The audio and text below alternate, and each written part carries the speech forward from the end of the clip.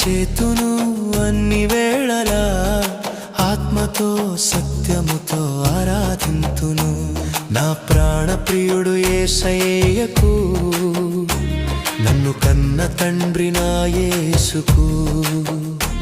నా ప్రాణ ప్రియుడు యేసయ్యకు, నన్ను కన్న తండ్రి నా యేసుకు. స్తుతిస్తూ